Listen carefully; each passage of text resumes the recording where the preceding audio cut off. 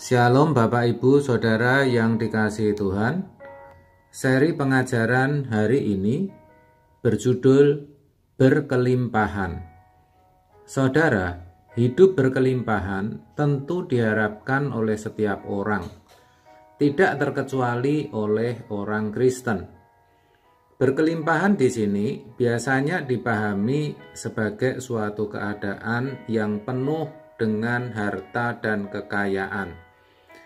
Memiliki banyak aset seperti rumah, perhiasan, kendaraan, tabungan di bank dalam jumlah yang besar, perusahaan, saham, atau usaha yang besar lainnya.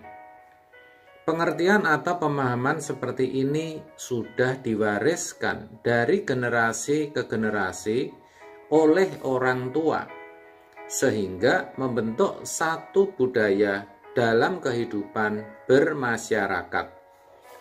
Tidak heran kalau kebanyakan orang, bahkan bisa dikatakan semua orang, menginginkan yang namanya kelimpahan versi ini.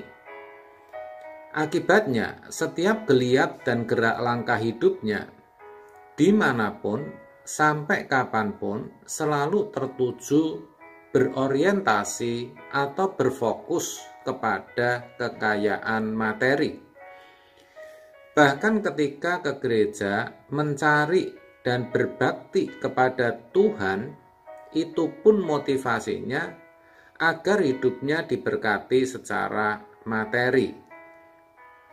Sehingga firman yang didengarnya selalu dikaitkan dengan berkat-berkat jasmani yang bisa membuatnya memiliki hidup yang nyaman, serta bisa menikmati segala keindahan dan kenikmatan yang ada di bumi ini. Maka ketika Tuhan Yesus berkata, "Pencuri datang hanya untuk mencuri dan membunuh dan membinasakan. Aku datang supaya mereka mempunyai hidup dan mempunyainya dalam segala kelimpahan." Di Yohanes 10 ayat 10, banyak yang menyukai ayat ini, bahkan mengaminkannya. Kenapa? Karena mereka berpikir dengan menerima Yesus, mereka akan hidup berkelimpahan dengan materi. Ini sangat berbahaya dan merupakan pemahaman yang tidak benar kalau tidak bisa dikatakan sesat. Saudara, kata hidup dalam ayat di atas itu dalam bahasa aslinya zoe, yang artinya tidak hanya menunjuk kepada materi saja, tetapi justru lebih ke arah hidup yang berkenan kepada Bapa, hidup yang tidak menuju kepada kebinasaan. Yang seperti ini, maksud saya hidup yang seperti ini yang dibawa dan diperagakan oleh Yang Mulia Tuhan Yesus, yang akan mendatangkan damai sejahtera dan sukacita. Tuhan Yesus membandingkan dirinya dengan pencuri yang datang hanya untuk mencuri, membunuh, dan membinasakan. Pencuri yang dimaksud adalah setan atau si jahat.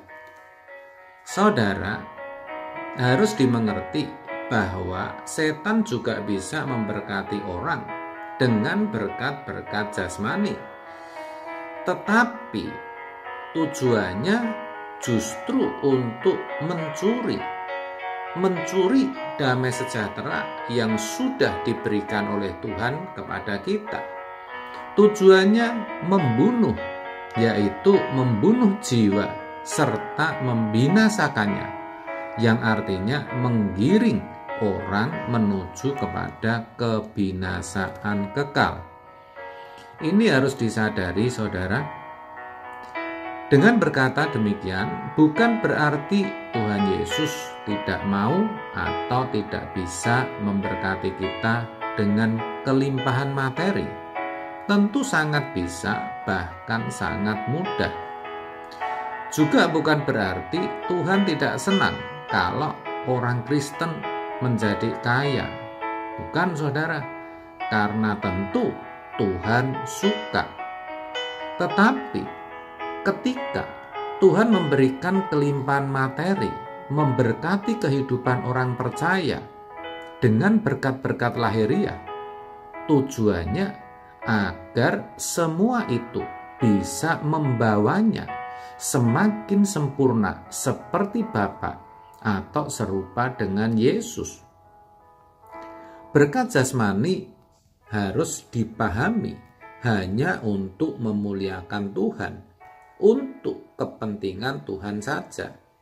1 Korintus 6 ayat 20. Dengan demikian, kita bisa simpulkan bahwa berkelimpahan dalam pandangan dunia itu berbeda dengan berkelimpahan versi Tuhan Yesus.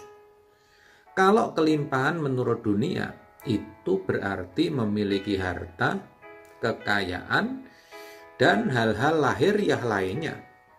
Tetapi hidup berkelimpahan yang dibawa Tuhan Yesus lebih kepada hidup yang berkenan kepada Bapa dan yang mendatangkan damai sejahtera dan sukacita di hati. Tentu ini jauh lebih berharga dan bernilai tinggi, saudara. Apa artinya? Coba pikir. Kalau memiliki segalanya tetapi tidak ada kedamaian di hati, kan begitu, saudara?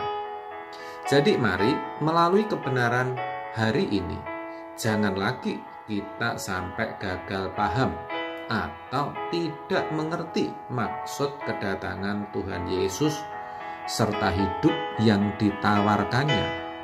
Sehingga ketika kita percaya dan menerima Dia, kita benar-benar mau menerima hidupnya serta mengenakannya, supaya kelak kita bisa menjadi anak-anak Bapa yang berkenan. Amin. Tuhan Yesus memberkati.